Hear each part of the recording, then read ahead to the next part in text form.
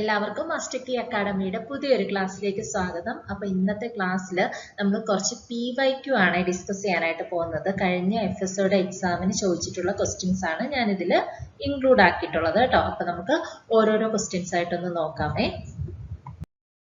First question എന്ന് പറയുന്നത് The hypertonic solution used in osmotic dehydration of fruits and vegetables consists of.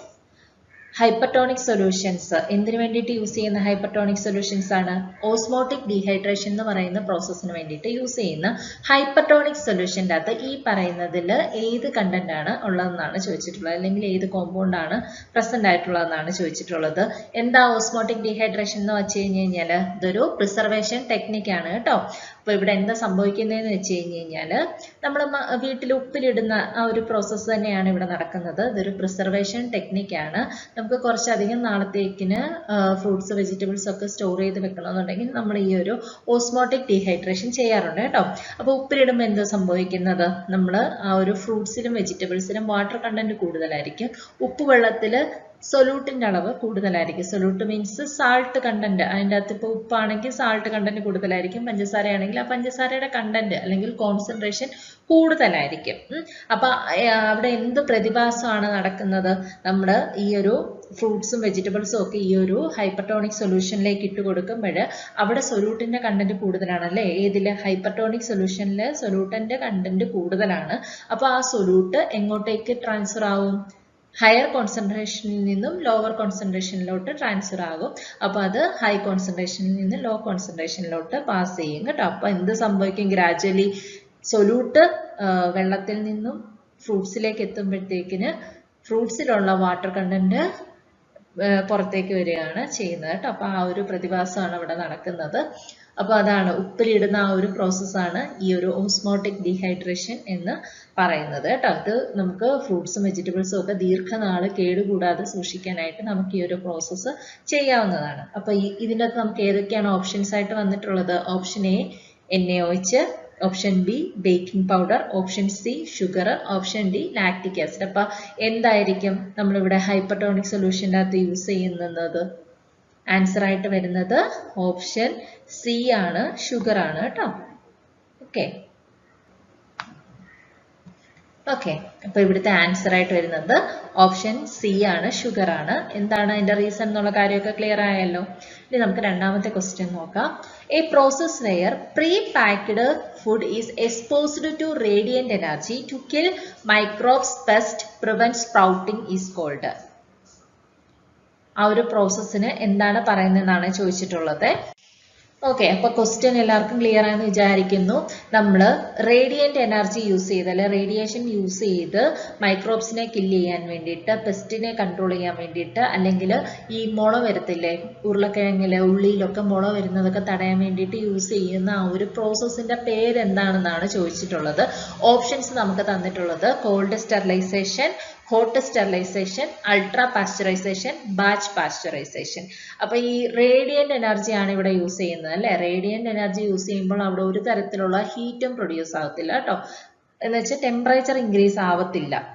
അത് mild ടെമ്പറേച്ചറിൽ അല്ലെങ്കിൽ room ടെമ്പറേച്ചറിലായിരിക്കും ആ ഒരു പ്രോസസ്സ് നടക്കുന്നത്. അതുകൊണ്ട് തന്നെ ഈ റേഡിയേഷൻ എനർജി യൂസ് ചെയ്തിട്ട് നമ്മൾ ചെയ്യുന്ന ഈ ഒരു പ്രോസസ്സിനെ നമ്മൾ കോൾഡ് സ്റ്റെറിലൈസേഷൻ എന്നാണ് പറയുന്നത് കേട്ടോ. അപ്പോൾ ഓപ്ഷൻ എ ആണ് ഇവിടുത്തെ കറക്റ്റ് ആൻസർ ആയിട്ട് വരുന്നത് കേട്ടോ. Option A cold sterilization. എന്തുകൊണ്ടാണ് അതിനെ കോൾഡ് സ്റ്റെറിലൈസേഷൻ എന്ന് പറയുന്നത്? നമ്മളിവിടെ ഹീറ്റ് ഒന്നും തന്നെ യൂസ് ചെയ്യുന്നില്ല. ഹീറ്റ് യൂസ് ചെയ്യാതെ മൈക്രോബ്സിനെ കില്ല് ചെയ്യുകയും പെസ്റ്റിനെ കൺട്രോൾ ചെയ്യുകയും സ്പ്രൗട്ടിംഗ് തടയുകയും ചെയ്യുന്ന ആ ഒരു പ്രോസസ്സിന് പറയുന്ന റേഡിയന്റ് എനർജി യൂസ് ചെയ്ത് ഹീറ്റ് ഒന്നും തന്നെ പ്രൊഡ്യൂസ്ഡ് ആവാതെ നമ്മൾ മൈക്രോബ്സിനെ കില്ല് ചെയ്യുന്നു, പെസ്റ്റിനെ കൺട്രോൾ ചെയ്യുന്നു, അതുപോലെ തന്നെ സ്പ്രൗട്ടിംഗ് പ്രിവെന്റ് ചെയ്യുന്ന ഒരു പ്രോസസ്സിനെ നമ്മൾ കോൾഡ് സ്റ്റെറിലൈസേഷൻ എന്നാണ് പറയുന്നത് കേട്ടോ. ഓക്കെ, ക്ലിയർ ആയല്ലോ. അടുത്ത ക്വസ്റ്റ്യൻ, മൂന്നാമത്തെ ക്വസ്റ്റ്യൻ ആണ്. Pulsed light technology is mainly used for. Pulsed light technology എന്ന് പറയുന്ന ഒരു പ്രോസസ്സ് എന്തിനു വേണ്ടിയിട്ടാണ് നമ്മൾ യൂസ് ചെയ്യുന്നതെന്നാണ് ചോദിച്ചിട്ടുള്ളത്. അപ്പോൾ പൾസ്ഡ് ലൈറ്റ് ടെക്നോളജി എന്ന് പറയുന്നത് ഓപ്ഷൻസ് എന്തൊക്കെയാണ് കൊടുത്തിട്ടുള്ളത്? Condensation, sterilization, cooking, boiling. ഇതിൽ എന്ത് പ്രോസസ്സാണ് നമ്മൾ പൾസ്ഡ് ലൈറ്റ് ടെക്നോളജി യൂസ് ചെയ്ത് ചെയ്യുന്നത്, അല്ലെങ്കിൽ പൾസ്ഡ് ലൈറ്റ് യൂസ് ചെയ്യുമ്പോൾ നമുക്ക് എന്ത് പ്രോസസ്സാണ് ഒരു ഫുഡിൽ നടക്കുന്നത്, അതാണ് ചോദിച്ചിട്ടുള്ളത്. ഏത് പ്രോസസ്സാണ് നടക്കുന്നത്? ഓപ്ഷൻ ബി ആണ് കറക്റ്റ് ആൻസർ, സ്റ്റെറിലൈസേഷൻ കേട്ടോ. Option B sterilization. Okay, pulsed light technology എന്ന് പറയുന്നത് ഒരു സ്റ്റെറിലൈസേഷൻ പ്രോസസ് ആണ്. ഇവിടെ നമ്മൾ UV ലൈറ്റ് ആണ് മൈക്രോബ്സിനെ കില്ല് ചെയ്യാൻ വേണ്ടിയിട്ട് യൂസ് ചെയ്യുന്നത് കേട്ടോ. ഓക്കെ, അടുത്ത ക്വസ്റ്റ്യൻ ആണ്. In this advanced thermal processing method, the food material which serves as an electrical resistor is heated by passing electricity through it is called what എന്നാണ് ചോദിച്ചിട്ടുള്ളത്. അപ്പം ഏത് പ്രോസസ്സിലാണ് ഫുഡ് മെറ്റീരിയൽ ഒരു ഇലക്ട്രിക്കൽ റെസിസ്റ്റർ ആയിട്ട് act ചെയ്യുന്നത്? ഈ പറയുന്നതിൽ ഏത് പ്രോസസ്സ് വഴി ചെയ്യുമ്പോഴാണ് ആ ഒരു ഫുഡ് മെറ്റീരിയൽ തന്നെ ഒരു ഇലക്ട്രിക്കൽ റെസിസ്റ്റർ ആയിട്ട് ആക്ട് ചെയ്യുന്നതാണ് ചോദിച്ചിട്ടുള്ളത്. ഓപ്ഷൻസ് എന്തൊക്കെയാണ്? Microwave heating, radiation, ohmic heating, irradiation. ഇതിന്റെ കറക്റ്റ് ആൻസർ ആയിട്ട് വരുന്നത് ഓപ്ഷൻ സി ആണ്, ഒമിക് ഹീറ്റിംഗ് ആണ് കറക്റ്റ് ആൻസർ കേട്ടോ. അപ്പൊ ഒമിക് ഹീറ്റിംഗിൽ എന്താ സംഭവിക്കുന്നതെന്ന് വെച്ച് കഴിഞ്ഞാൽ നമ്മൾ ഫുഡിലേക്ക് ഇലക്ട്രിസിറ്റി പാസ് ചെയ്യിക്കും. ഇലക്ട്രിസിറ്റി പാസ് ചെയ്യുമ്പോൾ അവിടെ ഒരു റെസിസ്റ്റൻസ് ക്രിയേറ്റ് ചെയ്യും. ആ റെസിസ്റ്റൻസ് ക്രിയേറ്റ് ചെയ്യുന്നത് എന്തായിരിക്കും? ആ ഒരു ഫുഡ് തന്നെ ആയിരിക്കും ആ ഒരു ഇലക്ട്രിസിറ്റിക്ക് ഒരു റെസിസ്റ്റൻസ് കൊടുക്കുന്നത്. അങ്ങനെ ഫുഡ് തന്നെ ഒരു റെസിസ്റ്റർ ആയിട്ട് അവിടെ ആക്ട് ചെയ്യാണ് ചെയ്യുന്നത്. അപ്പൊ അങ്ങനെ ഫുഡ് ഒരു റെസിസ്റ്റർ ആയിട്ട് ആക്ട് ചെയ്യുന്ന ആ ഒരു പ്രോസസ്സിംഗ് ടെക്നോളജിക്ക് പറയുന്ന പേരാണ് ഒമിക് ഹീറ്റിംഗ് എന്ന് പറയുന്നത് കേട്ടോ. അങ്ങനെ റെസിസ്റ്റൻസ് ക്രിയേറ്റ് ചെയ്യുമ്പോൾ അവിടെ ഹീറ്റ് പ്രൊഡ്യൂസ് ചെയ്യും. ആ പ്രൊഡ്യൂസ് ചെയ്യുന്ന ഹീറ്റ് യൂസ് ചെയ്തിട്ടാണ് അവിടെ ഫുഡിനെ പ്രോസസ് ചെയ്യുന്നത് കേട്ടോ. ഓക്കെ, ക്ലിയർ ആയെന്ന് വിചാരിക്കുന്നു. നമ്മൾ ഫുഡിനെ എടുത്ത് ഇലക്ട്രിസിറ്റിക്കകത്ത് അല്ലെങ്കിൽ ഒരു ഇലക്ട്രിക് സോഴ്സ് നമ്മൾ ഫുഡിലേക്ക് കൊടുക്കുന്നു. അതിന്റെ ഫലമായിട്ട് ഫുഡ് ഒരു റെസിസ്റ്റർ ആയിട്ട് അവിടെ ആക്ട് ചെയ്യുന്നു. റെസിസ്റ്റൻസ് വരുമ്പോൾ സ്വാഭാവികമായിട്ടും അവിടെ ഹീറ്റ് പ്രൊഡ്യൂസ് ചെയ്യുന്നു. അങ്ങനെ ഫുഡ് കുക്ക് ആവുകയാണ് ചെയ്യുന്നത് ഈ ഒരു പ്രോസസ്സിൽ. ഓക്കെ, അടുത്ത question. Maillard reaction is the result from chemical interactions at high heat between. Maillard reaction cause ചെയ്യുന്നത് എന്തൊക്കെ തമ്മിൽ റിയാക്ട് ചെയ്തിട്ടാണെന്നാണ് ചോദിച്ചിട്ടുള്ളത്. നമ്മൾ ഓപ്ഷൻസ് തന്നിട്ടുണ്ട്. Sugar and minerals, sugar and sugar, option C sugar and amino acid, option D sugar and vitamins. അപ്പൊ ഈ പറയുന്നതിൽ ഏത് തമ്മിൽ കമ്പൈൻ ചെയ്യുമ്പോഴാണ് മൈലാർഡ് റിയാക്ഷൻ എന്ന് പറയുന്ന റിയാക്ഷൻ വരുന്നതെന്നാണ് ചോദിച്ചിട്ടുള്ളത്. ഓക്കെ, അപ്പൊ ഇവിടെ ആൻസർ ആയിട്ട് വരുന്നത് ഓപ്ഷൻ സി ആണ്, ഷുഗർ ആൻഡ് അമിനോ ആസിഡ് ആണ് കറക്റ്റ് ആൻസർ. ഓക്കെ, ഇനി എന്താണ് മൈലാർഡ് റിയാക്ഷൻ എന്ന് വെച്ച് കഴിഞ്ഞാൽ? മൈലാർഡ് റിയാക്ഷൻ എന്ന് വെച്ച് കഴിഞ്ഞാൽ നമ്മൾ ഫുഡിനെ ഹീറ്റ് ചെയ്യുമ്പോൾ അത് ഷുഗറും ഫുഡിൻ്റെ അകത്തുള്ള ഷുഗേഴ്സും അമിനോ ആസിഡ്സും കൂടെ കമ്പൈൻ ചെയ്തിട്ട് ഫുഡിന്റെ കളർ ഒരു ബ്രൗൺ കളറായിട്ട് മാറുന്നു. ഇതൊരു നോൺ എൻസൈമാറ്റിക് ബ്രൗണിങ് പ്രോസസ്സാണ്. സാധാരണയായിട്ട് ഈ ബ്രൗണിങ് റിയാക്ഷൻസ് നടക്കുന്നത് എൻസൈംസിന്റെ ഹെൽപ്പോട് കൂടിയിട്ടാണ്. പക്ഷേ ഇവിടെ നോൺ എൻസൈമാറ്റിക് ബ്രൗണിങ് ആണ് നടക്കുന്നത്. എങ്ങനെയാണ് ആ നോൺ എൻസൈമാറ്റിക് ബ്രൗണിങ് നടക്കുന്നത്? ഷുഗറും അമിനോ ആസിഡും കൂടെ കമ്പൈൻ ചെയ്യുമ്പോൾ അല്ലെങ്കിൽ ഹീറ്റ് പ്രോസസ്സിന്റെ സമയത്ത് ഷുഗറും അമിനോ ആസിഡും കൂടെ കമ്പൈൻ ചെയ്യുമ്പോഴാണ് ആ ഒരു പർട്ടിക്കുലർ ബ്രൗൺ കളർ അവിടെ കൊടുക്കുന്നത്. കളർ മാത്രമല്ല കൊടുക്കുന്നത്, ഒരു പർട്ടിക്കുലർ അരോമയും ഫ്ലേവറും ഒക്കെ ഫുഡിന് പ്രൊവൈഡ് ചെയ്യാനും കൂടെ ഈ ഒരു മൈലാർഡ് റിയാക്ഷൻ വഴി ഹെൽപ്പ് ചെയ്യുന്നുണ്ട്. ഇതിന് എക്സാമ്പിൾ ആയിട്ട് പറയുകയാണെങ്കിൽ നമ്മുടെ ബ്രെഡിന്റെ ക്രംസിൽ വരുന്ന ആ ഒരു ബ്രൗൺ കളർ ഈ മൈലാർഡ് റിയാക്ഷന്റെ ഫലമായിട്ട് വരുന്നതാണ്. അതുപോലെ തന്നെ നമ്മൾ കോഫി റോസ്റ്റ് ചെയ്യുമ്പോൾ വരുന്ന ആ ഒരു സ്മെല്ലിന്റെ ആ ഒരു നല്ല വറുത്ത മണം, അതൊക്കെ ഈ ഒരു മൈലാർഡ് റിയാക്ഷന്റെ ഫലമായിട്ടുണ്ടാകുന്നതാണ്. ക്ലിയർ ആയല്ലോ? ഓക്കെ, ഇനി അടുത്ത ക്വസ്റ്റ്യൻ നോക്കാം. In dash, one end of the can may bulge and one forcing the bulged end back the other end will bulge. Okay, ഒന്നുകൂടെ നോക്കാം question. In dash, one end of the can may bulge and one forcing the bulged end back, the other end will bulge.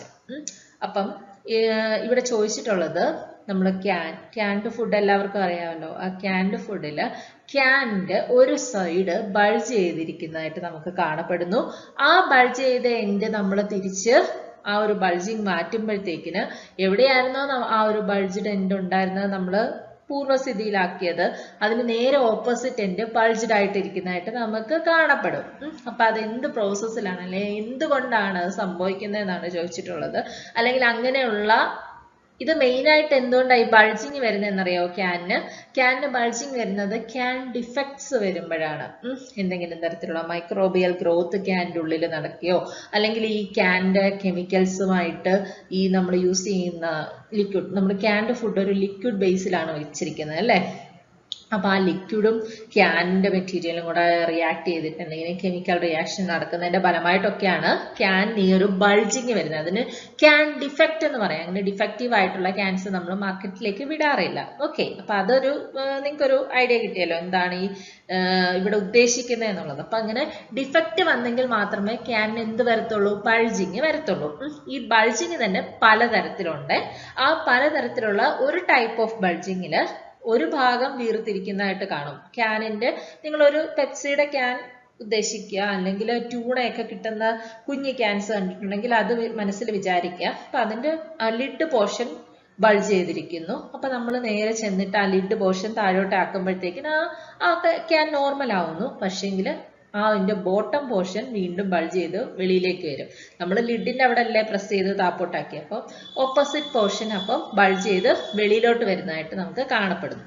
അപ്പൊ ആ ഒരു process ഇങ്ങനെയുള്ള ബൾജിങ്ങിലാണ് വരുന്നത്, അല്ലെ ഇങ്ങനെയുള്ള can ഡിഫക്റ്റിലാണ് ഇത് നടക്കുന്നതെന്നാണ് ചോദിച്ചിട്ടുള്ളത്. അപ്പോൾ നമുക്ക് ഓപ്ഷൻസ് ഉള്ളത് springer, gun puff, flipper, soft swell. Okay, അപ്പൊ ഇതിൽ ഏത് ടൈപ്പ് ഓഫ് ക്യാൻ ഡിഫക്റ്റിലാണ് ഇങ്ങനെ ഒരു സംഭവം നടക്കുന്നത് എന്നാണ് ചോദിച്ചിട്ടുള്ളത്. അപ്പൊ നമുക്ക് ഓരോന്നായിട്ട് നോക്കാം. സ്പിംഗർ ആണ് ഇവിടെ കറക്റ്റ് ഉത്തരമായിട്ട് വരുന്നത് കേട്ടോ. ഓപ്ഷൻ എ സ്പിംഗർ ആണ് കറക്റ്റ് ഉത്തരമായിട്ട് വരുന്നത് കേട്ടോ. ഓക്കെ, സ്പിംഗർ ഡിഫക്റ്റിലാണ് ഒരു എൻഡ് ബൾജായിട്ടിരിക്കുന്നതായിട്ട് കാണും. അപ്പൊ നമ്മൾ ചെന്ന് അത് സ്വാഭാവികമാക്കാനായിട്ട് നോക്കും. പക്ഷേങ്കിൽ നമ്മൾ അങ്ങനെ പ്രസ് ചെയ്ത് താപ്പോട്ടേക്ക് ആക്കുമ്പോഴത്തേക്കിന് അടുത്ത സൈഡ് ബൾജ് ചെയ്ത് വെളിയിലേക്ക് വരും. ഇനി ഗൺ പഫ് എന്ന് വെച്ച് കഴിഞ്ഞാൽ അത് പെർമനന്റ്. ഇപ്പൊ ഒരു ക്യാൻ നമ്മൾ ബൾജ് ചെയ്തിരിക്കുന്ന കണ്ടു, ആ ബൾജ് ചെയ്തിട്ട് നമ്മൾ എത്ര പ്രസ് ചെയ്താലും ഉള്ളിലേക്ക് പോകത്തില്ല. അതിനെയാണ് ഗൺ പഫ് എന്ന് പറയുന്നത്. അത് പെർമനന്റ് ആയിട്ട് അങ്ങനെ ബൾജ് ചെയ്ത് ഇരിക്കുമായിരിക്കും. അങ്ങനെയുള്ള ക്യാൻസ് ഒരു കാരണവശാലും നമ്മൾ യൂസ് ചെയ്യരുത് കേട്ടോ. കാരണം അതിൻ്റെ അത്രയധികം മൈക്രോബിയൽ ഗ്രോത്ത് അല്ലെങ്കിൽ കെമിക്കൽ റിയാക്ഷൻ നടന്നിട്ടാണ് അത് അത്ര ഹാർഡായിട്ട് ഇരിക്കുന്നത്. ഇനി ഫ്ലിപ്പർ എന്ന് വെച്ച് കഴിഞ്ഞാൽ ക്യാൻ ആണെങ്കിൽ നോർമൽ ആയിട്ട് തന്നെ ഇരിക്കുവേ. നമുക്ക് ആ ക്യാൻ കണ്ടു കഴിഞ്ഞ് കഴിഞ്ഞാൽ ആ ക്യാൻ ഒരു ഡിഫക്റ്റും ഉണ്ടെന്ന് തോന്നൂല. പക്ഷെ നമ്മൾ അത് ജസ്റ്റ് ഒന്ന് തട്ടി നോക്കുക, ജസ്റ്റ് ടേബിളിന്റെ സൈഡിൽ തട്ടി നോക്കുക, അല്ലെങ്കിൽ ഇങ്ങനെ ജസ്റ്റ് എവിടെയെങ്കിലും ഒരു സർഫസിലോട്ട് നമ്മളൊന്ന് തട്ടി നോക്കുമ്പോഴത്തേക്കിന് ഒരു ഭാഗം ഇങ്ങനെ പൊങ്ങി വരും, ബൾജ് ചെയ്ത് വരും കേട്ടോ. അല്ലാതെ വെറുതെ ഇരിക്കുമ്പോൾ ആ ക്യാനിന് ഒരു കുഴപ്പവും കാണത്തില്ല. പക്ഷെ നമ്മൾ ഒരു പ്രഷർ അപ്ലൈ ചെയ്യുമ്പോഴത്തേക്കിന് അല്ലെ ഏതെങ്കിലും ഒരു ഭാഗത്തേക്ക് തട്ടി നോക്കുമ്പോഴത്തേക്കിന് ആ ഒരു ക്യാൻ ബൾജ് ചെയ്ത് വരുന്നതായിട്ട് കാണാം. പക്ഷെ നമുക്കത് വീണ്ടും നമ്മൾ ഉള്ളിലേക്ക് മാറ്റുമ്പോഴത്തേക്കിന് ആ ബൾജിങ് അങ്ങ് പോവുകയും ചെയ്യും. പക്ഷെ അത് ഒരു ക്യാൻ ഡിഫക്റ്റ് ആണ്. ഇനി സോഫ്റ്റ് സെൽ എന്ന് വെച്ച് കഴിഞ്ഞ് കഴിഞ്ഞാൽ ഒരു പോർഷൻ ബൾജ് ചെയ്തിരിക്കുന്നതാണ്. പക്ഷെ നമുക്കത് തിരിച്ച് പൂർവ്വസ്ഥിതിയിലാക്കാം. പിന്നെ കുറെ നേരം കഴിയുമ്പോഴത്തേക്കിന് അടുത്ത് വേറെ ഒരു പോർഷൻ ആയിരിക്കും ബൾജ് ചെയ്ത് വരുന്നത്. വീണ്ടും നമ്മളത് ഉള്ളിലേക്ക് ആക്കുകയാണെങ്കിൽ അത് ഉള്ളിലോട്ട് പോകും. പക്ഷെ വീണ്ടും അഗൈൻ കുറച്ച് സമയം കഴിയുമ്പോൾ ബൾജിങ് വരും. ഓക്കെ, അപ്പൊ അതാണ് ഈ 4 ടൈപ്പ് ഓഫ് ക്യാൻ ഡിഫക്റ്റ് എന്ന് പറയുന്നത്. ഇതിലപ്പോൾ ഏത് ക്യാൻ ഡിഫക്റ്റ് ആണ്? ഒരു തവണ ബൾജ് അല്ലെങ്കിൽ ഒരു പോർഷൻ ബൾജ് ചെയ്തിരിക്കുന്നു, ആ പോർഷൻ നമ്മൾ ഉള്ളിലേക്ക് ആക്കുമ്പോൾ നേരെ ഓപ്പോസിറ്റ് പോർഷൻ പുറത്തേക്ക് ബൾജ് ചെയ്യുന്നത് സ്പിംഗറിലാണ് അത് വരുന്നത് കേട്ടോ. ക്ലിയർ ആയെന്ന് വിചാരിക്കുന്നു. ഓക്കെ, അടുത്ത question. Which among these micro organism can easily grow under anaerobic condition producing the deadly toxin specially in canned food? Okay, അപ്പൊ ഈ പറയുന്നതിൽ ഏത് മൈക്രോ ഓർഗാനിസം ആണ് ഡെഡ്ലി പോയിസൺ അല്ലെങ്കിൽ ഡെഡ്ലി ആയിട്ടുള്ള ടോക്സിൻ സബ്സ്റ്റൻസ് പ്രൊഡ്യൂസ് ചെയ്യുന്നത്? എസ്പെഷ്യലി എവിടെ? ക്യാൻഡ് ഫുഡിന്റെ അകത്ത് ഡെഡ്ലി പോയിസൺ അല്ലെങ്കിൽ ഡെഡ്ലി ടോക്സിൻ പ്രൊഡ്യൂസ് ചെയ്യാൻ കഴിവുള്ള അനേറോബിക് ആയിട്ടുള്ള മൈക്രോ ഓർഗാനിസം ഏതാണെന്നാണ് ചോദിച്ചിട്ടുള്ളത്. നമുക്ക് ഓപ്ഷൻ തന്നിട്ടുള്ളത് Coxiella burnetii, option B E coli, option C Bacillus subtilis, then option D Clostridium botulinum. അപ്പൊ ഇവിടെ ആൻസർ ആയിട്ട് വരുന്നത് ഓപ്ഷൻ ഡി ആണ്, ക്ലോസ്ട്രീഡിയം ബോട്ടിലിനം കേട്ടോ. നമ്മൾ ക്യാൻഡ് ഫുഡ് എന്ന് എവിടെ കണ്ടാലും അപ്പോഴേ നമ്മുടെ മനസ്സിലേക്ക് ഈ ഒരു ബോട്ടിലിനത്തിന്റെ കാര്യം ഓർമ്മ വരണം കേട്ടോ. ക്ലോസ്ട്രീഡിയം ബോട്ടിലിനം അതാണ് ക്യാൻഡ് ഫുഡിന്റെ അകത്തെ ഒരു ഇൻഡിക്കേറ്റർ ഓർഗാനിസമോ അല്ലെങ്കിൽ ഏത് ഓർഗാനിസത്തിനെയാണോ നമ്മൾ ടാർഗറ്റ് ചെയ്യുന്നതെന്ന് ചോദിച്ചു കഴിഞ്ഞ് കഴിഞ്ഞാൽ അത് ക്ലോസ്ട്രീഡിയം ബോട്ടിലിനത്തിനെ തന്നെ ആയിരിക്കും കേട്ടോ. കാരണം അത് കില്ലാവുന്ന ആ ഒരു ടെമ്പറേച്ചർ വേണം നമ്മൾ ക്യാൻഡ് ഫുഡിനെ സ്റ്റെറിലൈസ് ചെയ്യാൻ അങ്ങനെയാണ് പറയുന്നത് കേട്ടോ. അപ്പം ക്യാൻഡ് ഫുഡിൽ ഏറ്റവും കൂടുതൽ, കാരണം ഈ ക്യാൻഡ് ഫുഡിൻ്റെ അകത്ത് ഒരു കണ്ടീഷൻ എന്ന് പറയുന്നത് എന്താണ്, നമ്മളത് ലിഡൊക്കെ വെച്ച് നന്നായിട്ട് ടൈറ്റ് ചെയ്ത് കഴിയുമ്പോഴത്തേക്കിനും അവിടെ പിന്നെ എന്തില്ല, എയർ ഇല്ല. അപ്പം അതൊരു അനേറോബിക് മീഡിയമായിട്ട് മാറുന്നല്ലേ. അപ്പം മൈക്രോ ഓർഗാനിസം തന്നെ പല സിറ്റുവേഷൻസിൽ വളരുന്ന മൈക്രോ ഓർഗാനിസം ഉണ്ടല്ലേ. എയറിന്റെ പ്രസൻസിൽ മാത്രം വളരുന്നവ, എയർ ഇല്ലാതെ വളരുന്നവ, ഇനി എയർ ഉണ്ടെങ്കിലും ഇല്ലെങ്കിലും വളരുന്നവ, അങ്ങനെ പല ടൈപ്പ് ഉണ്ട്. പക്ഷേ ഈ ക്ലോസ്ട്രീഡിയം ബോട്ടുലിനം എന്ന് പറയുന്ന സ്പീഷ്യസ് എയറിന്റെ പ്രസൻസിൽ ഒരു കാരണവശാലും വളരത്തില്ല. അപ്പൊ അതിന് എയർ വേണ്ട. അപ്പൊ ഈ ക്യാൻഡ് ഫുഡിന്റെ അകത്ത് എന്താ, എയർ ഇല്ല. അപ്പൊ എന്താ, അതിന് വളരാനുള്ള എല്ലാ സാഹചര്യവും ഉണ്ടല്ലേ. പക്ഷേങ്കിൽ നമ്മൾ സ്റ്റെറിലൈസ് ചെയ്യുമ്പോൾ ഈ ഓർഗാനിസത്തിന് വളരാൻ പറ്റാത്ത, അല്ലെങ്കിൽ ഇതിന്റെ സ്പോസിനെ വരെ കില്ല് ചെയ്യുന്ന രീതിയിൽ വേണം നമ്മളത് സ്റ്റെറിലൈസ് ചെയ്യാൻ വേണ്ടിയിട്ട് കേട്ടോ. അപ്പം ക്യാൻഡ് ഫുഡിനെ സംബന്ധിച്ച് നമ്മൾ നോക്കുമ്പോൾ ഒറ്റ ഓർഗാനിസം മാത്രം നമ്മുടെ ഉള്ളിലോട്ട് വന്നാൽ മതി. അത് ഏതാണ്, ക്ലോസ്ട്രീഡിയം ബോട്ടുലിനം. ഇതിൻ്റെ അകത്ത് ബോട്ടിലിസം എന്ന് പറയുന്ന ഒരു ഡിസീസാണ് അത് ഉണ്ടാക്കുന്നത് കേട്ടോ. അത് പൊട്ടന്റ് ന്യൂറോടോക്സിൻ ആണ്. അടിച്ചു കഴിഞ്ഞാൽ നമ്മുടെ നെർവസ് സിസ്റ്റത്തിനെയാണ് അത് വീക്കാക്കുന്നത്. പെട്ടെന്ന് തന്നെ കുഞ്ഞു പിള്ളേരിലൊക്കെ ആണെങ്കിൽ മരണമൊക്കെ സംഭവിക്കാനുള്ള ചാൻസ് ഉണ്ട്. അപ്പൊ അതൊരു പൊട്ടന്റ് ന്യൂറോടോക്സിൻ ആണ്. ഈ ക്ലോസ്ട്രീഡിയം ബോട്ടുലിനം ഉണ്ടാക്കുന്ന ബോട്ടിലിസം, അല്ലെങ്കിൽ ബോട്ടിലിസം എന്ന് പറയുന്ന ഒരു ഡിസീസ് കണ്ടീഷൻ. ഓക്കെ, അപ്പൊ ക്ലിയർ ആയെന്ന് വിചാരിക്കുന്നു. അടുത്ത question, which among the following is an intrinsic factors which affect shelf life of a product? ഒരു പ്രോഡക്റ്റിന്റെ ഷെൽഫ് ലൈഫിനെ എഫക്ട് ചെയ്യുന്ന ഇൻട്രിൻസിക് ഫാക്ടർ ഏതാണെന്നാണ് ചോദിച്ചിട്ടുള്ളത്. Option A initial microbial load, option B water activity, option C product formulation, option D storage condition. Question എനിക്കൊരു തെറ്റ് പറ്റി. Which is not an intrinsic factor എന്നാണ് ചോദിച്ചിട്ടുള്ളത് കേട്ടോ. ഇൻട്രൻസിക് ഫാക്ടർ അല്ലാത്തത് ഏതാണെന്നാണ് ചോദിച്ചിട്ടുള്ളത്. അപ്പോൾ ഓപ്ഷൻസിനകത്ത് initial microbial load, water activity, product formulation, storage condition. അപ്പം ഇൻട്രൻസിക് ഫാക്ടർ രണ്ട് തരത്തിലുള്ള ഫാക്ടേഴ്സ് ഉണ്ട് കേട്ടോ. അപ്പം ഇതിൻ്റെ അകത്ത് നമ്മൾ ഓപ്ഷൻസ് നോക്കുകയാണെങ്കിൽ ഇനിഷ്യൽ മൈക്രോബിയൽ ലോഡ് എന്ന് പറയുന്ന ഒരു ഇൻട്രിൻസിക് ആയിട്ടുള്ള ഫാക്ടറാണ് അല്ലേ. വാട്ടർ ആക്ടിവിറ്റി എന്ന് പറയുന്നതും ഒരു ഇൻട്രിൻസിക് ആയിട്ടുള്ള ഫാക്ടറാണ്. വാട്ടർ ആക്ടിവിറ്റി എന്ന് വെച്ച് കഴിഞ്ഞാൽ എന്താണ്, the amount of water available for micro organism to grow in food. ഫുഡിൻ്റെ അകത്ത് വളരാനായിട്ട് മൈക്രോ ഓർഗാനിസത്തിന് അവൈലബിൾ ആയിട്ടുള്ള വാട്ടർ കണ്ടന്റിനെയാണ് വാട്ടർ ആക്ടിവിറ്റി കൊണ്ട് ഉദ്ദേശിക്കുന്നത്. ഇനി പ്രോഡക്റ്റിന്റെ ഫോർമുലേഷൻ എന്ന് പറഞ്ഞു കഴിഞ്ഞാൽ ഒരു പ്രോഡക്റ്റ് എങ്ങനെയാണോ പ്രിപ്പയർ ചെയ്യുന്നത് അതിന്റെ ഇൻഗ്രീഡിയൻസ് കാര്യങ്ങളൊക്കെയാണ്. അപ്പൊ ഇതെല്ലാം തന്നെ ഇൻട്രിൻസിക് ആയിട്ടുള്ള ഫാക്ടേഴ്സ് ആണ്. അതേസമയം സ്റ്റോറേജ് കണ്ടീഷനോ, സ്റ്റോറേജ് കണ്ടീഷൻ എന്ന് പറയുന്നത് എപ്പോഴും ഒരു എക്സ്ട്രിൻസിക് ആയിട്ടുള്ള ഫാക്ടർ ആണ് അല്ലെ. അതിനെ നമ്മൾ സ്റ്റോർ ചെയ്ത് വെക്കുന്ന കണ്ടീഷൻ, അതാണ് ഉദ്ദേശിക്കുന്നത്. അപ്പൊ ഇതിൻ്റെ അകത്ത് നമ്മളോട് ചോദിച്ചിട്ടുള്ള എന്താണ്, which among the following is not an intrinsic factor എന്നാണ് ചോദിച്ചിട്ടുള്ളത്. അപ്പൊ ഇതിൻ്റെ അകത്ത് സ്റ്റോറേജ് കണ്ടീഷൻ ആണ് കറക്റ്റ് ഉത്തരവായിട്ട് വരുന്നത് കേട്ടോ. Option D storage condition.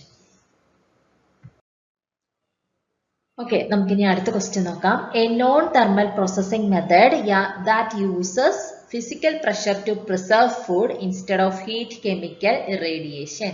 Heat, chemical അല്ലെങ്കിൽ ഇറേഡിയേഷൻ അല്ലാതെ നമ്മൾ പ്രഷർ മാത്രം യൂസ് ചെയ്ത് നടത്തുന്ന ഒരു നോൺ തെർമൽ പ്രോസസ്സിംഗ് മെത്തേഡ് ഏതാണെന്നാണ് ചോദിച്ചിട്ടുള്ളത് തന്നിരിക്കുന്ന ഓപ്ഷൻസിൽ നിന്ന്.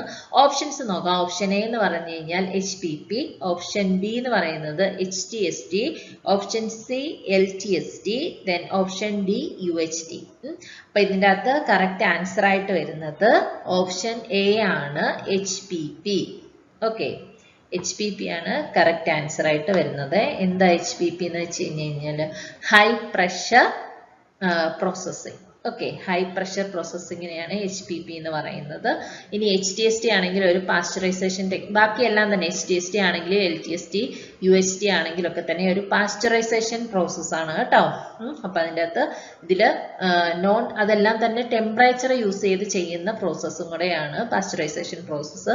നോൺ തെർമൽ ആയിട്ടുള്ള പ്രഷർ മാത്രം യൂസ് ചെയ്യുന്ന പ്രോസസ്സ് എന്ന് പറയുന്നത് ഹൈ പ്രഷർ പ്രോസസ്സിംഗ് ആണ് കേട്ടോ. ക്ലിയർ ആയെന്ന് വിചാരിക്കുന്നു. ഓക്കെ, ഇനി അടുത്ത question. Why is that soft fruits cannot be preserved using freezing? എന്തുകൊണ്ടാണ് സോഫ്റ്റ് ടിഷ്യൂ ഉള്ള ഫ്രൂട്ട്സ് ഒക്കെ തന്നെ നമ്മൾ ഫ്രീസിങ് ചെയ്യാത്തത് എന്തുകൊണ്ടാണെന്നാണ് ചോദിച്ചിട്ടുള്ളത്. അപ്പോൾ ഓപ്ഷൻസ് നോക്കാം. Hydrogen bonding increases on freezing thus damaging cellular structure. Option B, water in fruit tissue reduces its volume on freezing, thus damaging the cellular structure. Option C, water in cell gels on freezing due to the presence of pectin. Option D, water in fruit tissue expands its volume on freezing, thus damage the cellular structure.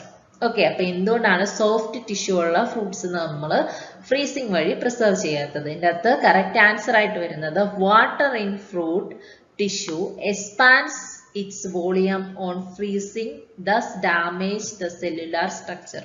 Option D ആണ് correct answer ആയിട്ട് വരുന്നത് കേട്ടോ. നമ്മൾ freezing എന്ന് പറയുന്ന ഒരു process ചെയ്യുമ്പോഴത്തേക്കിന് freezing again ഒരു preservation technique തന്നെയാണ്. അപ്പൊ ഫ്രീസിങ്ങിൽ എന്താ സംഭവിക്കുന്നതെന്ന് വെച്ച് കഴിഞ്ഞാൽ ഈ സോഫ്റ്റ് ടിഷ്യൂ ഉള്ള ഫുഡ്സ് ഒക്കെയാണ് നമ്മൾ ഫ്രീസിങ്ങിലേക്ക് വെക്കുന്നതെന്നുണ്ടെങ്കിൽ ഫ്രീസ് ചെയ്യുന്ന സമയത്ത് ഈ ടിഷ്യൂ ഫ്രൂട്ട്സിന്റെ ഒക്കെ ടിഷ്യൂ എക്സ്പാൻഡ് ചെയ്യാനുള്ള ചാൻസ് ഉണ്ട്. അപ്പൊ അങ്ങനെ എക്സ്പാൻഡ് ചെയ്യുമ്പോഴത്തേക്കിന് ഈ സെൽസ് ഒക്കെ തന്നെ റപ്ചർ ആയിട്ട് അതിന്റെ സെൽസ് ഒക്കെ ഡാമേജ്ഡ് ആയി പോകാനും അതിന്റെ ആ ഒരു സ്ട്രക്ചർ നശിച്ചു പോകാനും ഒക്കെയുള്ള ചാൻസ് ഉണ്ട് കേട്ടോ. അപ്പൊ അതുകൊണ്ടാണ് ഒരിക്കലും സോഫ്റ്റ് ആയിട്ടുള്ള ടിഷ്യൂസ് ഉള്ള ഫ്രൂട്ട്സ് ഒന്നും തന്നെ നമ്മൾ ഫ്രീസ് ചെയ്യരുതെന്ന് പറയുന്നത് കേട്ടോ. ക്ലിയർ ആയെന്ന് വിചാരിക്കുന്നു. അടുത്ത question sequence of rice milling process ആണ്. അപ്പൊ നമുക്ക് ഓപ്ഷൻസ് നോക്കാം. ഓപ്ഷൻ എ എന്ന് പറയുന്നത് cleaning, dehusking, separation, polishing, grading. Then option B cleaning, grading, polishing, separation, dehusking. Option C cleaning, separation, grading, polishing, dehusking. Then cleaning, polishing, separation, grading, dehusking. Okay, അപ്പൊ ഇത്രയാണ് options നമുക്ക് തന്നിട്ടുള്ളത്. ഈ അരിയിൽ നിന്ന് നെല്ലിൽ നിന്ന് അരിയാക്കുന്ന പ്രോസസ്സാണ് റൈസ് മില്ലിംഗ് എന്ന് പറയുന്നത് കേട്ടോ. അപ്പൊ നമുക്ക് ഫസ്റ്റ് ഓഫ് ഓൾ ആ ഒരു പ്രോസസ്സ് അറിഞ്ഞിരിക്കണം. പിന്നെ അല്ലാതെ തന്നെ നമ്മളിങ്ങനെ കറക്കി കുത്തുന്ന ആ ഒരു പ്രോസസ്സ് ഉണ്ടല്ലോ, അതിൽ തന്നെ നമുക്കൊന്ന് ജസ്റ്റ് ചിന്തിച്ചാൽ ഇതിന്റെ ഉത്തരം കിട്ടും. എളുപ്പമാണ്. കാരണം നമ്മൾ എന്തിൽ നിന്നാണ് അരി ഉണ്ടാക്കുന്നത്? നെല്ലിൽ നിന്നാണ് അല്ലെ. നെല്ലിന് എന്തുണ്ട്? ആ ഒരു പുറമേയുള്ള ആ ഒരു ലെയർ ഉണ്ട് അല്ലെ. നെല്ലിന്റെ ഉള്ളിലല്ലേ ആ ഒരു അരി ഇരിക്കുന്നത്. അപ്പൊ അതിന്റെ ആ പുറമേയുള്ള ആ തോടിന്റെ പേരാണ് ഹസ്ക് എന്ന് പറയുന്നത്. അപ്പൊ എന്തായാലും അരി എടുക്കണമെന്നുണ്ടെങ്കിൽ നമ്മൾ എന്ത് ചെയ്തേ പറ്റത്തുള്ളൂ? നെല്ലിനെ പൊളിച്ച് ആ ഒരു ഹസ്ക് റിമൂവ് ചെയ്തെങ്കിൽ മാത്രമേ നമുക്ക് അരി കിട്ടത്തുള്ളൂ.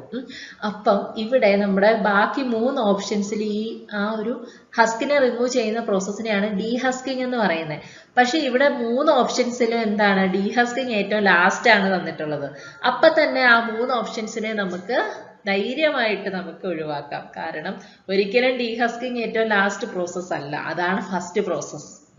നെല്ലെടുക്കുന്നു, അതിനെ ഡീഹസ്ക് ചെയ്യുന്നു, അതിനുശേഷം സെപ്പറേറ്റ് ചെയ്യുന്നു, അതിനുശേഷം ആ അരി പോളിഷ് ചെയ്യുന്നു, പോളിഷ് ചെയ്ത അരിനെ ഗ്രേഡ് ചെയ്യുന്നു, സൈസിന്റെ അടിസ്ഥാനത്തിൽ ഗ്രേഡ് ചെയ്തിട്ട് കുഞ്ഞരിയാക്കണം. എന്താ എന്ന് പറയുന്നത്? മറ്റേ പൊടിയരി ആണെങ്കിൽ പൊടിയരി, വലിയരി ആണെങ്കിൽ വലിയരി, അങ്ങനെ സൈസിന്റെ അടിസ്ഥാനത്തിൽ അതിനെ ഗ്രേഡ് ചെയ്യുന്നു, പാക്ക് ചെയ്യുന്നു. അപ്പൊ ഇത്രയാണ് റൈസ് മില്ലിങ്ങിന്റെ പ്രോസസ്സ് വരുന്നത്. അപ്പൊ ഇത് എളുപ്പമാണ്. ഓപ്ഷൻ എ ആണ് ഇവിടെ ആൻസർ ആയിട്ട് വരുന്നത് കേട്ടോ. Cleaning, dehusking, separation, polishing, grading, അതാണ് റൈസ് മില്ലിംഗ് പ്രോസസ്സിന്റെ സീക്വൻസ് എന്ന് പറയുന്നത്. ക്ലിയർ ആയല്ലോ? ഇനി അടുത്ത ക്വസ്റ്റ്യൻ ആണ് addition of potassium iodide to salt is an example of. നമ്മള് ഉപ്പിൻ്റെ അകത്ത് പൊട്ടാസ്യം അയഡൈഡ്, അല്ലെങ്കിൽ അങ്ങനെ പറഞ്ഞാൽ നിങ്ങൾക്ക് ആർക്കും അറിയില്ലായിരിക്കും, അല്ലെങ്കിൽ അറിയാവുന്നവരുണ്ടായിരിക്കും, സോറി കേട്ടോ. എന്താ അയഡിൻ ചെയ്യുക? ഉപ്പിൻ്റെ അകത്ത് അയഡിൻ ആഡ് ചെയ്യുന്നത് എന്തിനു വേണ്ടിയിട്ടാണ്? നമുക്ക് എങ്ങനെ എന്ന് മുതലാണ് ഈ അയഡിൻ ആഡ് ചെയ്യാൻ തുടങ്ങിയ? ഈ അയഡിൻ ഡെഫിഷ്യൻസി വന്നു തുടങ്ങിയ അന്ന് മുതലാണ് അയഡിൻ ഉപ്പിലേക്ക് ആഡ് ചെയ്യാനായിട്ട് ഉള്ളൊരു ഇത് തുടങ്ങിയത് കേട്ടോ. അപ്പം അയഡിൻ അല്ലെങ്കിൽ അയഡിനെ നമ്മൾ പൊട്ടാസ്യം അയഡൈഡ് ആയിട്ടാണ് ആഡ് ചെയ്യുന്നത്. അപ്പൊ ആ ഒരു പൊട്ടാസ്യം അയഡൈഡ് ഉപ്പിലേക്ക് ആഡ് ചെയ്യുന്നത് എന്തിനു വേണ്ടിയിട്ടാണ്? ന്യൂട്രിറ്റീവ് സപ്ലിമെന്റ് ആയിട്ടാണ് ആഡ് ചെയ്യുന്നത് കേട്ടോ. ഞാൻ ഓപ്ഷൻസ് വായിച്ചില്ല. Option A nutritive supplement, option B colourant, option C flavour addition, option D anti caking. എന്തിനു വേണ്ടിയിട്ടാണ് നമ്മൾ ഉപ്പിലേക്ക് ആഡ് ചെയ്യുന്നത്? അതൊരു ന്യൂട്രിറ്റീവ് സപ്ലിമെന്റ് ആയിട്ടാണ് കേട്ടോ. അയഡിൻ നമ്മുടെ ബോഡിയിലേക്ക് എത്താൻ വേണ്ടി വേണ്ടിയിട്ടാണ് എന്താണ് ഉപ്പിൻ്റെ അകത്ത് നമ്മൾ അയഡിൻ ആഡ് ചെയ്യുന്നത്. അത് ഏത് ഫോമില ആഡ് ചെയ്യുന്നത്? പൊട്ടാസ്യം അയഡൈഡ് ആയിട്ടാണ് ആഡ് ചെയ്ത് കൊടുക്കുന്നത് കേട്ടോ. കളറിൻ്റെ എന്ന് വെച്ച് കഴിഞ്ഞാൽ എന്തുവാ? കളർ പ്രൊവൈഡ് ചെയ്യുന്നത്. ഫ്ലേവർ അഡീഷൻ എന്ന് വെച്ച് കഴിഞ്ഞാൽ എന്തെങ്കിലും തരത്തിലുള്ള ഫ്ലേവർ കൊടുക്കാൻ വേണ്ടിയിട്ട്. ആന്റി കേക്കിംഗ് എന്ന് വെച്ച് കഴിഞ്ഞാൽ കട്ട കെട്ടാതിരിക്കാൻ വേണ്ടിയിട്ട്. നമ്മൾ ചിലപ്പോൾ കണ്ടിട്ടില്ലേ ഉപ്പൊക്കെ ഇങ്ങനെ കട്ട പിടിച്ച് ഒരു കൂട്ടമായിട്ട് ഒരിടത്തിരിക്കുക, അല്ലെ പഞ്ചസാരയൊക്കെ കട്ട പിടിച്ചിരിക്കുക. അപ്പൊ അങ്ങനെ കട്ട പിടിക്കാതിരിക്കാൻ വേണ്ടിയിട്ട് ഉപ്പും അതിന് വേണ്ടിയിട്ട് ഉപയോഗിക്കുന്ന കെമിക്കൽസ് ആണ് ആന്റി കേക്കിംഗ് ഏജൻസ് കേട്ടോ. അപ്പൊ അതിനൊന്നും അല്ല നമ്മൾ എന്ത് യൂസ് ചെയ്യുന്നത്? പൊട്ടാസ്യം അയഡൈഡ് എന്തിനു വേണ്ടിയിട്ടാണ് നമ്മൾ സാൾട്ടിൻ്റെ അകത്ത് ഇട്ട് കൊടുക്കുന്നത്? ഒരു ന്യൂട്രിറ്റീവ് സപ്ലിമെന്റ് എന്നുള്ള രീതിക്കാണ് നമ്മൾ ആഡ് ചെയ്ത് കൊടുക്കുന്നത് കേട്ടോ. ബാക്കിയൊന്നും തന്നെ അല്ല. ക്ലിയർ ആയല്ലോ? അടുത്ത ക്വസ്റ്റ്യൻ നമുക്ക് നോക്കാം. 3 stages of freeze drying food in order are. Freeze ഡ്രൈയിങ്ങിന്റെ ഓർഡർ ആണ് ചോദിച്ചിട്ടുള്ളത്. Option A freezing, sublimation, secondary drying. Sublimation, freezing, secondary drying. Option C secondary drying, freezing, sublimation. Option D secondary drying, sublimation, freezing. Okay, അപ്പൊ അതിന്റെ order ആണ് ചോദിച്ചിട്ടുള്ളത്. എന്താ freeze drying എന്ന് വെച്ച് കഴിഞ്ഞാൽ അത് എഗെയിൻ ഒരു പ്രിസർവേഷൻ ടെക്നിക്ക് തന്നെയാണ്. വാട്ടറിനെ ഫ്രീസ് ചെയ്ത് റിമൂവ് ചെയ്യുന്ന പ്രോസസ്സിനെയാണ്, ഫുഡിൽ നിന്ന് വാട്ടറിനെ ഫ്രീസ് ചെയ്ത് റിമൂവ് ചെയ്യുന്ന പ്രോസസ്സിനെയാണ് എന്തെന്ന് പറയുന്നത്? ഫ്രീസ് ഡ്രൈയിങ് എന്ന് പറയുന്നത്. അപ്പൊ ആദ്യം തന്നെ നമ്മൾ എന്ത് ചെയ്യും? ഫുഡ് പ്രോഡക്ട്സിനെ എടുത്തിട്ട് അതിനെ ഫ്രീസ് ചെയ്യും. ഫ്രീസ് ചെയ്തതിന് ശേഷം അതിനെ നമ്മൾ സബ്ലിമേഷൻ വഴി ഡയറക്റ്റ് ആയിട്ട് ഐസിൽ നിന്ന് ഗേഷ്യസ് ഫോമിലാക്കി വാട്ടറിനെ ഫുഡിൽ നിന്ന് റിമൂവ് ചെയ്യുകയാണ് ചെയ്യുന്നത് കേട്ടോ. അതിനുശേഷം വീണ്ടും ഒരു സെക്കൻഡറി ഡ്രൈയിങ്ങും കൂടെ കൊടുക്കുന്നുണ്ട്. ഓക്കെ, അപ്പം അതിന്റെ ഒരു സീക്വൻസ് ഇപ്പൊ തന്നെ ഞാൻ പറഞ്ഞപ്പോൾ നിങ്ങൾക്ക് മനസ്സിലായെന്ന് വിചാരിക്കുന്നു. ആദ്യം നമ്മൾ ഫുഡിനെ എടുത്ത് ഫ്രീസ് ചെയ്യും. ഫ്രീസ് ചെയ്തിട്ട് ആ ഐസായിട്ടിരിക്കുന്ന ഫുഡ് ഉണ്ടല്ലോ, ആ ഫുഡിനെ നമ്മൾ ഡയറക്റ്റ് എന്താക്കി മാറ്റും? ഗേഷ്യസ് അല്ലെങ്കിൽ ഐസായിട്ടിരിക്കുന്ന ഫുഡിൽ നിന്ന് വാട്ടർ സ്റ്റേജിലോട്ട് പോകാതെ അതിനെ ഡയറക്റ്റ് ഗ്യാസ് ആക്കി വാട്ടർ വേപ്പർ ആക്കിയിട്ട് റിമൂവ് ചെയ്യും. ഫുഡിൽ നിന്ന് വാട്ടറിനെ വാട്ടർ വേപ്പർ ആക്കിയിട്ട് റിമൂവ് ചെയ്യും. എന്നിട്ട് ഒരു സെക്കൻഡറി ഡ്രൈയിങ്ങും കൂടെ കൊടുക്കും. അപ്പൊ അതിനെയാണ് ഫ്രീസ് ഡ്രൈയിങ് എന്ന് പറയുന്നത്. അപ്പൊ ഇവിടുത്തെ നമ്മുടെ ആൻസർ എന്ന് പറയുന്നത് ഓപ്ഷൻ എ ആണ് കേട്ടോ. Freezing, sublimation, then secondary drying ആണ് കറക്റ്റ് ആയിട്ട് വരുന്നത്. ഇനി അടുത്ത question, which among the following is A still beverage? എന്ത് സ്റ്റിൽ ബിവറേജ് എന്ന് വെച്ച് കഴിഞ്ഞാൽ? സ്റ്റിൽ ബിവറേജ് എന്ന് വെച്ച് കഴിഞ്ഞാൽ കാർബൺ ഡയോക്സൈഡിന്റെ പ്രൊഡക്ഷൻ നടക്കാത്ത ബിവറേജസിനെയാണ് സ്റ്റിൽ ബിവറേജ് എന്ന് പറയുന്നത്. അപ്പൊ അതിൻ്റെ അകത്ത് ഏതാണ് സ്റ്റിൽ ബിവറേജ് എന്നാണ് ചോദിച്ചിട്ടുള്ളത്. ഓപ്ഷൻസ് ഏതൊക്കെയാണ്? ഫ്ലേവേർഡ് വാട്ടർ, വൈൻ, ബിയർ, ജിൻ. അപ്പൊ ഇതിൻ്റെ അകത്ത് നമുക്ക് ഓപ്ഷൻസ് നോക്കിയാൽ തന്നെ മനസ്സിലാകും ഏതായിരിക്കും. പക്ഷെ എന്താണ് സ്റ്റിൽ ബിവറേജ് എന്ന് അറിഞ്ഞിരിക്കണം. സ്റ്റിൽ ബിവറേജ് മീൻസ് കാർബൺ ഡയോക്സൈഡിന്റെ പ്രൊഡക്ഷൻ നടക്കാത്ത ടൈപ്പ് ഓഫ് ബിവറേജസിനെയാണ് നമ്മൾ സ്റ്റിൽ ബിവറേജസ് എന്ന് വിളിക്കുന്നത്. അപ്പൊ ഇതിൻ്റെ അകത്ത് വൈനിൻ്റെ അകത്ത് കാർബൺ ഡയോക്സൈഡ് പ്രൊഡക്ഷൻ നടക്കുന്നുണ്ട്, ബിയറിൻ്റെ അകത്ത് കാർബൺ ഡയോക്സൈഡ് പ്രൊഡക്ഷൻ നടക്കുന്നുണ്ട്, ജിന്നിൻ്റെ അകത്തും കാർബൺ ഡയോക്സൈഡിന്റെ പ്രൊഡക്ഷൻ നടക്കുന്നുണ്ട്. അപ്പൊ ഏതിൻ്റെ അകത്ത് മാത്രമാണ് കാർബൺ ഡയോക്സൈഡ് പ്രൊഡക്ഷൻ നടക്കാത്തത്? ഫ്ലേവേർഡ് വാട്ടറിൻ്റെ അകത്ത് മാത്രമാണ് കാർബൺ ഡയോക്സൈഡിന്റെ പ്രസൻസ് ഇല്ലാത്തത്, അല്ലെ പ്രൊഡക്ഷൻ നടക്കാത്തത്. അതുകൊണ്ട് തന്നെ ഉത്തരം എന്തായിട്ട് വരും? ഫ്ലേവേർഡ് വാട്ടർ ആണ് കറക്റ്റ് ആൻസർ ആയിട്ട് വരുന്നത് കേട്ടോ. ഓക്കെ, നമുക്ക് അടുത്ത ക്വസ്റ്റ്യൻ നോക്കാം. Process of breaking down intermolecular bond of starch molecule in presence of water and heat is called എന്താണ്? വാട്ടറിന്റെയും ഹീറ്റിന്റെയും പ്രസൻസിൽ സ്റ്റാർച്ച് മോളിക്യൂൾസിന് വരുന്ന ഒരു ഇന്റർമോളിക്കുലർ ബോൺസിന്റെ ബ്രേക്ക് ഡൗൺ എന്ന് പറയുന്ന പേരെന്താണെന്നാണ് ചോദിച്ചിട്ടുള്ളത്. അപ്പൊ നമുക്ക് തന്നിട്ടുള്ള ഓപ്ഷൻസ് എന്ന് പറയുന്നത് option A retrogradation, option B gelatinization, option C vaporization, option D dextrinization. അപ്പൊ ഇതിൻ്റെ അകത്ത് ഹീറ്റും വാട്ടറും യൂസ് ചെയ്ത് സ്റ്റാർച്ചിന്റെ സ്ട്രക്ചറിന് വരുന്ന ഡിസ്ട്രക്ഷന്റെ പേര്, കാരണം നമ്മൾ സ്റ്റാർച്ചിനെ ഹീറ്റും വാട്ടറുമായിട്ട് ട്രീറ്റ് ചെയ്യുമ്പോഴത്തേക്കിന് അത് സ്വെല്ല് ചെയ്യുന്നതിന്റെ പരമായിട്ട് അതിന്റെ സെല്ലുലാർ സ്ട്രക്ചർ റപ്ചർ ആവാനുള്ള ചാൻസ് ഉണ്ട് കേട്ടോ. ആ ഒരു പ്രോസസ്സിന് പറയുന്ന പേരാണ് ജെലാറ്റിനൈസേഷൻ കേട്ടോ. അപ്പൊ ഇവിടെ ആൻസർ ആയിട്ട് വരുന്നത് ഓപ്ഷൻ ബി ജെലാറ്റിനൈസേഷൻ ആണ് കേട്ടോ. ഈ ജെലാറ്റിനൈസേഷന്റെ റിവേഴ്സ് പ്രോസസ് ആണ്. എന്ന് വെച്ചാൽ ജെലാറ്റിനൈസ്ഡ് ആയിട്ടുള്ള സ്റ്റാർച്ച് വീണ്ടും പഴയ ഫോമിലേക്ക് എത്താൻ വേണ്ടിയിട്ട് വരുന്ന ആ ഒരു പ്രോസസ്സിനെയാണ് റിട്രോഗ്രേഷൻ എന്ന് പറയുന്നത്. പിന്നെ വേപ്പറൈസേഷൻ എന്ന് പറഞ്ഞു കഴിഞ്ഞാൽ നീരാവിയായിട്ട് വെള്ളത്തിനെ റിമൂവ് ചെയ്യുന്ന ആ ഒരു പ്രോസസ്സ്. ഇനി ഡെസ്ട്രിനൈസേഷൻ എന്ന് വെച്ച് കഴിഞ്ഞാൽ എന്താണ്? സ്റ്റാർച്ച് ആണെങ്കിൽ നമ്മൾ വെറുതെ ഇട്ട് ഡ്രൈ റോസ്റ്റ് ചെയ്യുമ്പോൾ, ഓക്കെ, ഡ്രൈ ഹീറ്റ് കൊടുക്കുമ്പോൾ എന്ന് വെച്ചാൽ വാട്ടർ കണ്ടന്റ് ഒന്നും ഇല്ലാതെ സ്റ്റാർച്ചിനെ നമ്മൾ ഹീറ്റ് ചെയ്യുകയാണെന്നുണ്ടെങ്കിൽ സ്റ്റാർച്ച് വിഘടിച്ച് അതിൻ്റെ സ്മോളർ പോർഷൻസ് ആയിട്ടുള്ള ഡെസ്ട്രിൻ ആയിട്ട് മാറും. ആ ഒരു പ്രോസസ്സിനെയാണ് ഡെസ്ട്രിനൈസേഷൻ എന്ന് പറയുന്നത് കേട്ടോ. അപ്പം അത്രയും ക്ലിയർ ആയെന്ന് വിചാരിക്കുന്നു. ഓക്കെ, ഇനി നമ്മുടെ അടുത്ത ക്വസ്റ്റ്യൻ ആണ്, IR radiation releases energy in electromagnetic wave form in the spectrum from. Okay, electromagnetic വേവിന്റെ രൂപത്തിലാണ് IR റേഡിയേഷൻ എനർജീനെ റിലീസ് ചെയ്യുന്നത്. അത് എല്ലാവർക്കും അറിയാവുന്ന കാര്യമാണല്ലോ. എന്തോ IR റേഡിയേഷൻ എന്ന് വെച്ച് കഴിഞ്ഞാൽ ഇൻഫ്രാറെഡ് റേഡിയേഷൻ എനർജിയെ റിലീസ് ചെയ്യുന്നത് ഇലക്ട്രോമാഗ്നറ്റിക് വേവ്സ് ഫോമിലാണ്. അപ്പൊ അതിന്റെ ആ ഒരു സ്പെക്ട്രത്തിലുള്ള ആ ഒരു റേഞ്ച് ആണ് ചോദിച്ചിട്ടുള്ളത്. കോമൺലി നമ്മുടെ ഇൻഫ്രാറെഡ് റേഡിയേഷൻ എന്ന് പറയുന്നത് എന്തിന്റെ രണ്ടിന്റെ ഇടയിലാണ് വരുന്നതെന്ന് അറിയാവോ? നമ്മുടെ വിസിബിൾ ലൈറ്റിന്റെ റേഞ്ചിനും മൈക്രോവേവ് എനർജിയുടെ അല്ലെ മൈക്രോവേവ് ഒരു പ്രോസസ്സിന്റെ മൈക്രോവേവ് റേഡിയേഷന്റെ ആ ഒരു രണ്ടിന്റെയും വിസിബിളിന്റെയും മൈക്രോവേവിന്റെയും കൂടെ ഇടയിലായിട്ടാണ് എന്ത് വരുന്നത്? ഇൻഫ്രാറെഡ് റേഡിയേഷൻ വരുന്നത്. അപ്പം വിസിബിൾ ലൈറ്റിന്റെ റേഞ്ച് എന്ന് പറയുന്നത് ഒരു 0.4 മൈക്രോമീറ്റർ ടു 0.7 മൈക്രോമീറ്റർ ആണ് വിസിബിൾ ലൈറ്റിന്റെ വരുന്നത്. ഇനി നമ്മുടെ മൈക്രോവേവിന്റെ ആണെങ്കിൽ ഒരു 1000 മൈക്രോമീറ്റർ ടു എബോവ് ആണ് മൈക്രോവേവിന്റെ വരുന്നത്. അപ്പൊ ഞാൻ പറഞ്ഞു ഇതിന്റെ രണ്ടിന്റെ ഇടയിലാണ് വരുന്നതെന്ന് പറഞ്ഞാൽ അപ്പൊ വിസിബിൾ ലൈറ്റിന്റെ 0.4 ടു 0.07 വരെയാണ്. മൈക്രോവേവിന്റെ സ്റ്റാർട്ട് ചെയ്യുന്നത് 1000 മൈക്രോമീറ്റർ തൊട്ടാണ്. ഓക്കെ, അപ്പം നമ്മുടെ ഓപ്ഷൻസ് ഒന്ന് നോക്കിക്കേ. ഓപ്ഷൻസിന്റെ അകത്ത് ഏതൊക്കെയാണ് തന്നിട്ടുള്ളത്? ഓപ്ഷൻ എ എന്ന് പറയുന്നത് 0.75 micrometre to 1000 micrometre, 0.1 micrometre to 0.75 micrometre, 1000 micrometre to 2000 micrometre, 2000 micrometre to 5000 micrometre. അപ്പം ഇൻഫ്രാറെഡ് എന്തിന്റെ രണ്ടിന്റെ ഇടയിലാണ് കിടക്കുന്നത്? വിസിബിളിന്റെയും അതുപോലെ തന്നെ മൈക്രോവേവിന്റെ ഇടയിലാണ്. അപ്പം വിസിബിളിന്റെ എൻഡ് എവിടെയാണ്? 0.7 ആണല്ലേ. അപ്പം ഇൻഫ്രാറെഡ് തുടങ്ങുന്ന എവിടെ നിന്നായിരിക്കും? 0.7 നിന്നായിരിക്കും തുടങ്ങുന്നത്. 0.7, 0.75 നമ്മുടെ ഓപ്ഷനിൽ എന്താണുള്ളത് അതിനോട് റിലേറ്റ് ചെയ്ത് നമ്മുടെ ഓപ്ഷനിൽ എന്താ ഉള്ളതെന്ന് നോക്കുക. ഓക്കെ, അപ്പം അതുപോലെ തന്നെ മൈക്രോവേവിന്റെ കാര്യത്തിൽ ഞാൻ പറഞ്ഞു സ്റ്റാർട്ട് ചെയ്യുന്ന ഏത് പോയിന്റിൽ നിന്ന്? 1000 മൈക്രോമീറ്ററിൽ നിന്നാണ് സ്റ്റാർട്ട് ചെയ്യുന്നത് അല്ലെ. അപ്പം ഇൻഫ്രാറെഡിന്റെ എൻഡ് പോയിന്റ് എവിടെ ആയിട്ട് വരും? 1000 മൈക്രോമീറ്റർ ആയിട്ട് വരും അല്ലേ. അപ്പൊ ഈ ഓപ്ഷൻസ് ഒന്ന് നോക്കിക്കേ. അതിൽ നിന്ന് നിങ്ങൾക്ക് കിട്ടിയോ ആൻസർ? കിട്ടിയല്ലേ? ഓപ്ഷൻ എ ആണ് ആൻസർ ആയിട്ട് വരുന്നത്. 0.75 മൈക്രോമീറ്റർ ടു 1000 മൈക്രോമീറ്റർ ആണ് അതിന്റെ റേഞ്ച് എന്ന് പറയുന്നത്. എന്തിന്റെ റേഞ്ച്? ഇൻഫ്രാറെഡ് റേഡിയേഷന്റെ എനർജി റിലീസ് ചെയ്യുന്ന അല്ലെങ്കിൽ ആ ഒരു സ്പെക്ട്രത്തിന്റെ റേഞ്ച് വരുന്നത് ഏതാണ്? 0.75 മൈക്രോമീറ്റർ ടു 1000 മൈക്രോമീറ്റർ ആണ് വരുന്നത് കേട്ടോ. ക്ലിയർ ആയോ?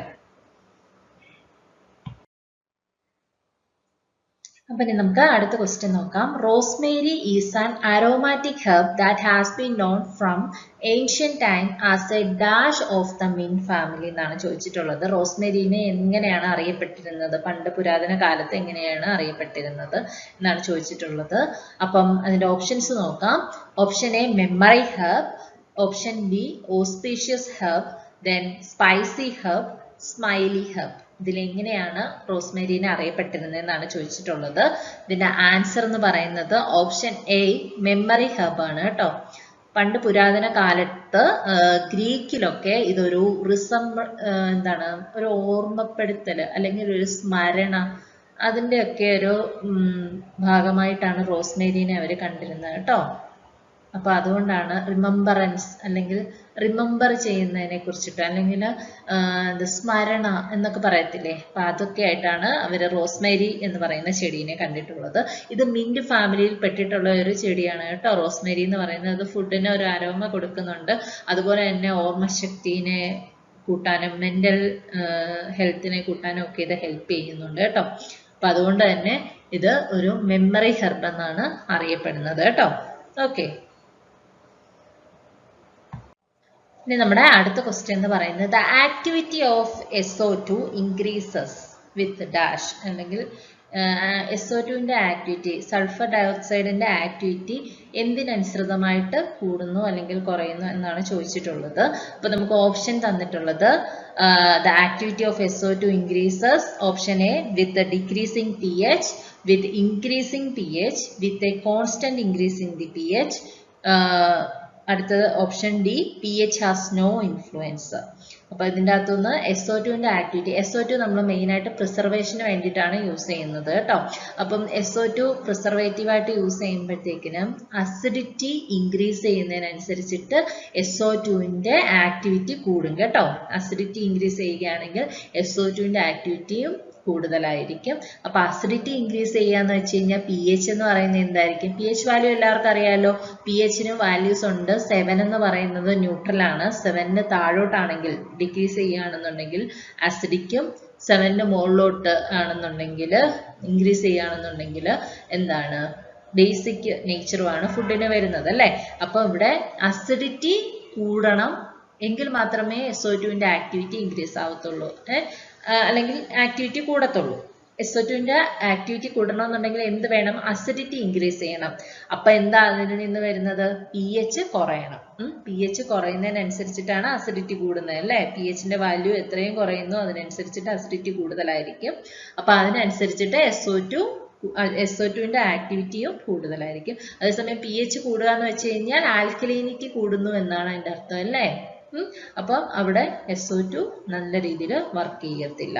ഓക്കെ, അപ്പൊ ആസിഡ് ഫുഡിലാണ് കൂടുതലായിട്ട് SO2 വർക്ക് ആവുന്നത് കേട്ടോ, നല്ല അതിന്റെ ആക്ടിവിറ്റി കൂടുതലായിട്ടുള്ളത്. അപ്പൊ ഇവിടെ ഏതായിരിക്കും option? The activity of SO2 increases with the decrease in pH കേട്ടോ. pHന് ഡിക്രീസ് ചെയ്യുന്നതിനനുസരിച്ചിട്ട് SO2ന്റെ ആക്ടിവിറ്റി ഇൻക്രീസ് ചെയ്യും. ക്ലിയർ ആയല്ലോ?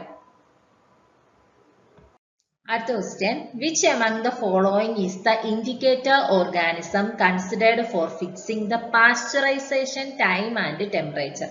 Pasteurization time and temperature fix ചെയ്യാൻ വേണ്ടിയിട്ട് യൂസ് ചെയ്യുന്ന ഇൻഡിക്കേറ്റർ ഓർഗാനിസം ഏതാണെന്നാണ് ചോദിച്ചിട്ടുള്ളത്.